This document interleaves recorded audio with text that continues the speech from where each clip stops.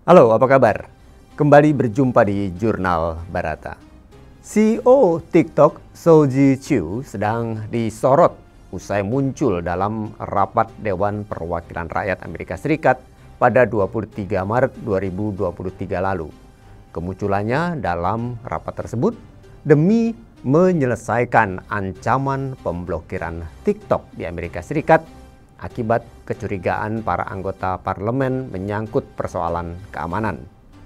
Dalam momentum tersebut, Shou-Zi Chew berulang kali menegaskan bahwa perusahaannya tidak terkait dengan pemerintah Tiongkok. Lantas, benarkah demikian? Mari kita ulas bersama.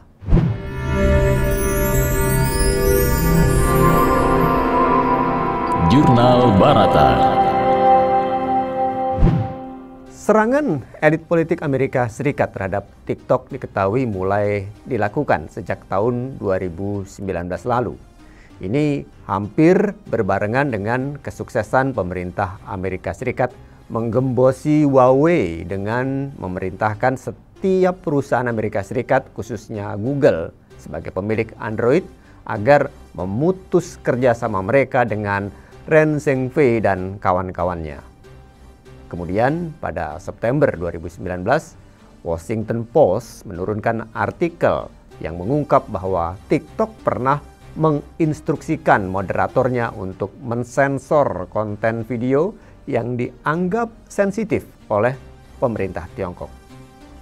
Nah, atas dasar laporan tersebut, Senator Marco Rubio, Chuck Schumer, dan Tom Cotton menghendaki adanya penyelidikan menyeluruh terhadap TikTok, khususnya terkait dengan seberapa jauh pemerintah Tiongkok bisa menjangkau TikTok, serta kemungkinan data-data dari pengguna TikTok di Amerika Serikat diambil oleh Beijing.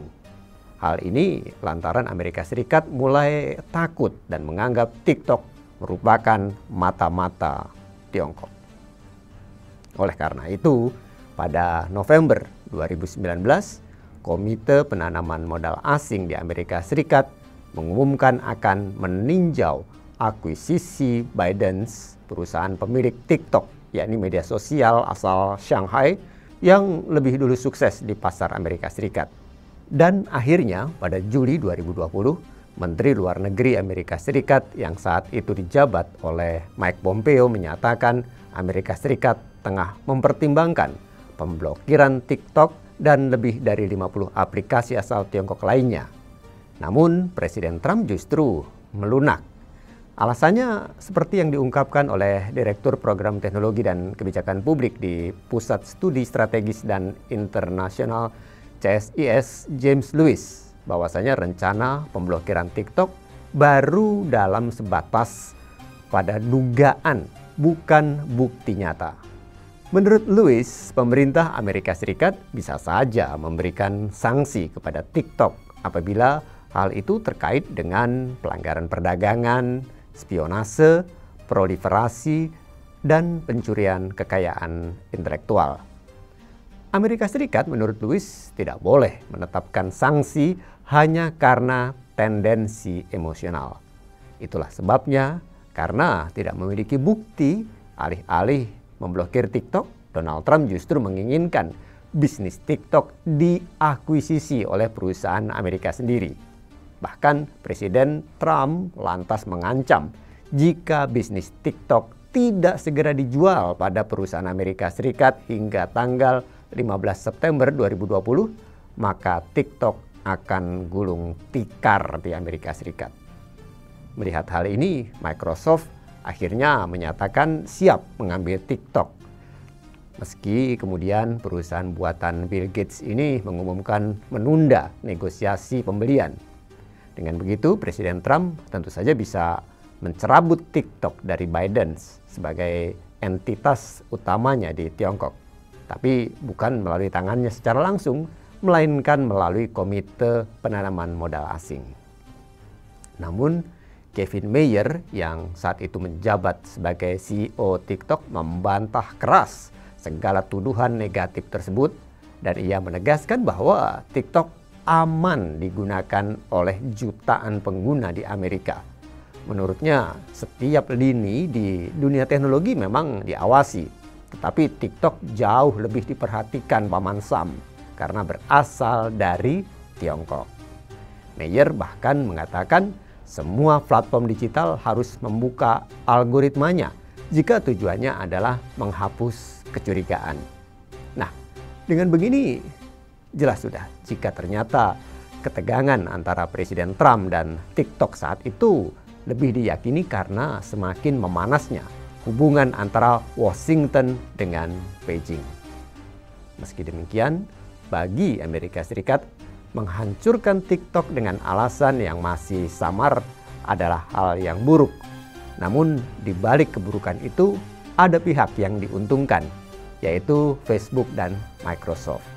Di mana dalam sejarahnya, Facebook memang selalu ketakutan dengan pendatang baru, khususnya di dunia media sosial. Kita masih ingat ketika Instagram datang, Facebook mengakuisisinya dengan nilai 1 miliar dolar Amerika Serikat. WhatsApp juga dibeli dengan anggaran 19 miliar dolar Amerika Serikat. Namun karena pembelian WhatsApp disertai saham Facebook, maka pembeliannya sempat mencapai angka 22 miliar dolar. Dan tatkala Facebook gagal membeli Snapchat, mereka kemudian menduplikasi fitur-fiturnya. Seperti Stories misalnya.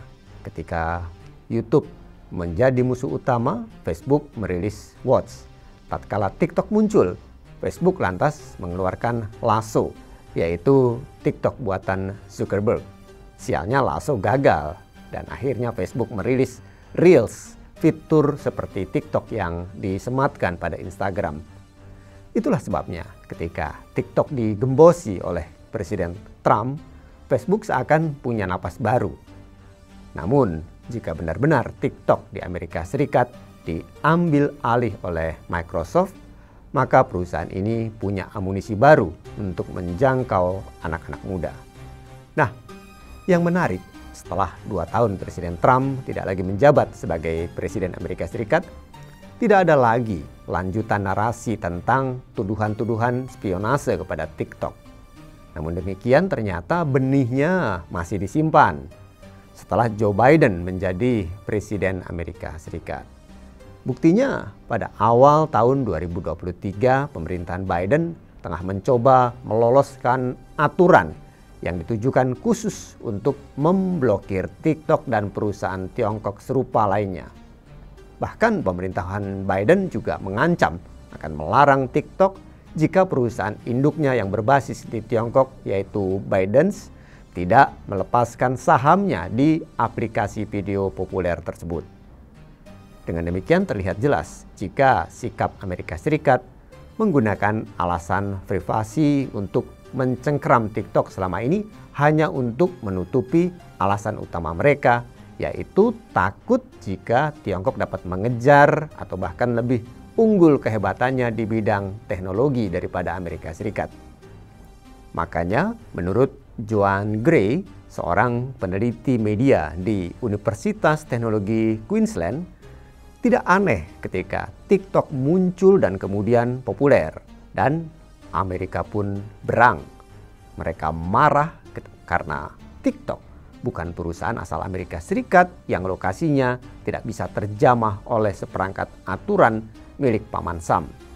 Oleh karena itu, dengan adanya peningkatan serangan oleh Amerika Serikat terhadap kebangkitan Tiongkok, maka selama itu pula tekanan terhadap TikTok akan semakin meningkat. Lantaran insiden TikTok telah menjadi produk dari faktor kepentingan politik dan bisnis yang saling mengkatalisasi atau mempercepat perubahan dan saling bekerja sama satu sama lain di kancah politik Amerika Serikat.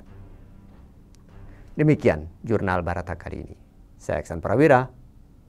Terima kasih. Demikian Jurnal Barata.